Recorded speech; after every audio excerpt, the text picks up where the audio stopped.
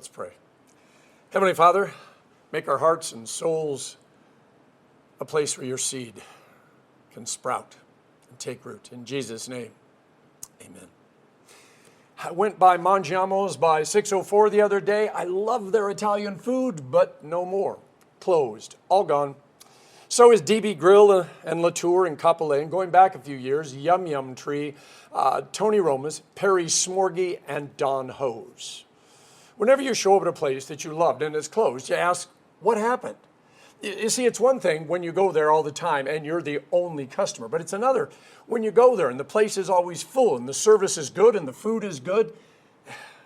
So if you were going to open a restaurant, what would be your vision? What kind of food would you serve? Where would you get your employees? What would be the atmosphere? What kind of customers would you expect to eat there? And how would you make sure that it was sustainable? In today's parable, there is a mixing of metaphors, which is not uncommon for either Jesus or me. And Jesus had promised the disciples, follow me and I will make you fishers of men. But today he makes them farmers of men. He talks about scattering seed, which is another strange thing because it's called the parable of the sower. And when you sow seed, it's a very different thing than scattering seed. Sowing is very intentional. It's all in rows at a certain depth and a certain distance apart. But scattering or broadcasting seed, that's just throwing it willy-nilly. Jesus then gives a quiz based on the kind of soil the seed winds up in.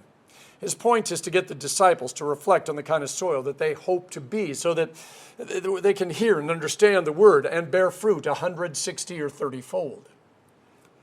If you were wondering why Jesus went from fishing stories to farm stories, especially since he's teaching by a lake, a few verses earlier, it tells us that Jesus and his disciples are walking through the grain fields on a Sabbath, and they get in trouble by the religious leaders for grabbing some of the heads of wheat because they're hungry.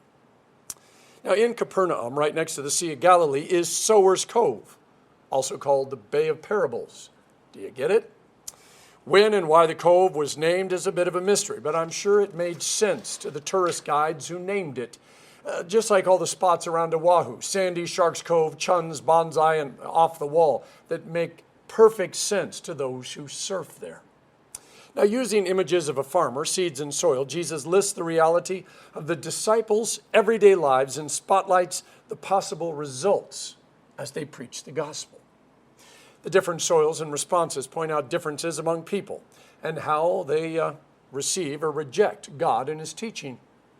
Using images of birds, sun, and thorny weeds, Jesus points out when we hear the word of God, whether or not we respond positively is impacted by more than just our attitude or whether we're having a bad day. There will always be circumstances beyond our control that can keep us from being the good soil we hope to be. And there are also things that we can do to enrich, till, and keep the soil watered. In a culture steeped in the myth that it is our responsibility to shape our destiny and choose our future, knowing there are greater forces at work is a word of mercy and grace. You see, when someone rejects the gospel, sometimes we need to ask, how did they become filled with weeds and thorns? What caused them to become such a well-worn path that's hard as a rock? Why is their soil so shallow that nothing can take root? Asking this makes us good farmers because abandoning a part of the field means a smaller harvest. And so we need to work to make the soil rich and viable again because that harvest is a very precious soul. Between Jesus' Sermon on the Mount and Holy Week, Jesus traveled extensively among the towns outside of Jerusalem. The Pharisees have threatened to arrest and kill him. John the Baptizer has already been beheaded. His ministry is expanding. The crowds are following. So much so, by the way, that after the feeding of the 5,000, they tried to force him to become king. The church leaders of that day did not like anyone who messed with their system, and Jesus is definitely messing with their system. So preaching in the outlying areas, far away from the leaders in Jerusalem, made sense. In the 13th chapter of his gospel, St. Matthew says, Jesus spoke all these things to the crowd in parables. He did not say anything to them without using a parable. So was fulfilled what was spoken through the prophet. I will open my mouth in parables. I will utter things hidden since the creation of the world. That, by the way, is from Psalm 78, verse 2. So why parables? This coming week, I have the honor and privilege of attending the Synod Convention as a voting delegate. It's an honor and a privilege, even though I know that there are individuals far better suited to the politics, the parking lot meetings, and the arguing over the manini. I was elected, and I will do my best to represent our Savior, the churches of Hawaii, the CNH district, and most importantly, Jesus. And where I struggle is in the reading of the overtures, all carefully crafted by churches and pastors and church officials. And I know they mean well, but many of them intentionally make things harder than they need to. They split hairs. They dive deep into the manini. I know theology is important, but Jesus is the one who said, I praise you, Father, Lord of heaven and earth, because you have hidden these things from the wise and learned and revealed them to little children. Yes, Father, for this was your good pleasure. I'm not sure that we've learned that lesson yet. So why parables? It might seem strange that the one who created everything, who knows every single corner of the universe, who understands every mystery, who can answer every theological riddle, tells stories. Stories about farming, about bread, about seeds and trees and birds, about fish, about banquets. And he did it to proclaim what has been hidden from the foundation of the world. Jesus favored riddles, metaphors, humor. Most of the time he answered questions with questions. Why didn't he just answer the question? Make everything black and white. Give absolutely no options. Draw a line in the sand and demand that everybody stay on his side. Now, Sunday school and its everyday equivalent is important, but it's not as important as paying attention, as seeking the kingdom through everyday life. It's not as important as doing the right thing for the right reason, because you actually believe it, not just because somebody told you that you had to.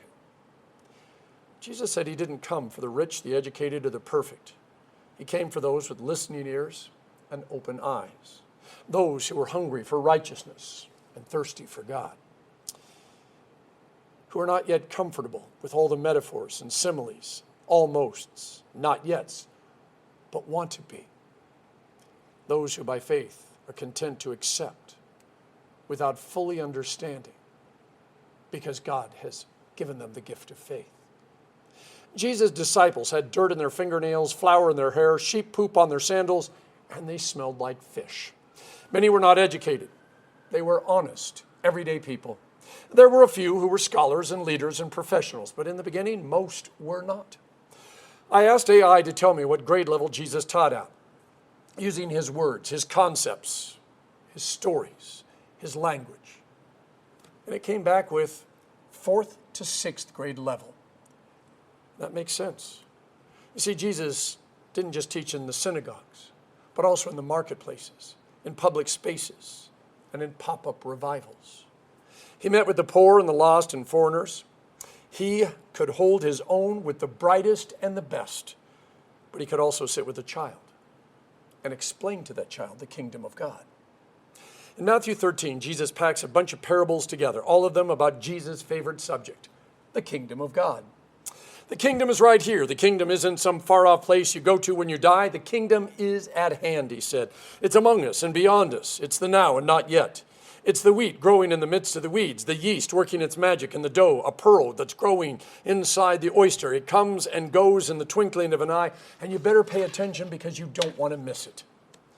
This kingdom knows no geographic boundaries, political parties, single language, or culture. It advances not through power, but through acts of love. This kingdom arrived not with a trumpet's blare, but a baby's cry. It's not about vanquishing your enemies, but loving them and forgiving them. And the Savior did not arrive on the back of a war horse, but on a donkey. The two most important events in the kingdom take place 3 days apart. The first, on a cross, where a man dies for the sins of the world. And the second most important, 3 days later, where the grave that he was buried is empty. There is still more to this kingdom. A day when tears will be wiped from every eye, swords will get beaten into farming tools, justice will flow like a river down a mountain, and righteousness like a never-ending stream. And on that day, people from every tribe and tongue and nation will live together in peace, and there will no longer be any more death. Like it or not, this parable challenges much of what we think is our job as the church. You see, the parable says that God is the judge, not me, not you, not kings or presidents or pastors. If anything, it says that we might be able to get rid of thorny weeds, till the hard-packed dirt put up a few scarecrows to keep the birds away. There is something that the church can do to help those who still need to hear the gospel. So why parables? In her book, Walking on Water, my wife introduced me to Madeline L'Engle many years ago. Madeline tells of a young woman who came to her at a conference and said, I read A Wrinkle in Time when I was 8 or 9. I didn't understand it, but I knew what it was about. Do you fully understand today's parable? I'm not brave enough to say that everything I know about it is correct and that there's nothing more that I could learn. But do I know what it's about? Yes. L'Engle goes on to say, one does not have to understand to be obedient. Instead of understanding, that intellectual understanding which we are so fond of, where there is a feeling of rightness, of knowing things which you are not yet able to understand. As long as we know what it's about, then we can have the courage to go wherever we are asked to go, even if we fear that the road may take us through danger and pain. See, this is about faith. Jesus invites us to sit down and listen to stories about the kingdom. I praise you, Father, Lord of heaven and earth, because you have hidden these things from the wise and learned and revealed them to little children. And jumping ahead a few chapters, Jesus said, I tell you the truth, unless you become like little children, you will never enter the kingdom of heaven. Therefore, whoever humbles himself like this child is the greatest in the kingdom of heaven. Let those who have ears, like children, hear. In the name of the Father, and of the Son, and of the Holy Spirit. Amen.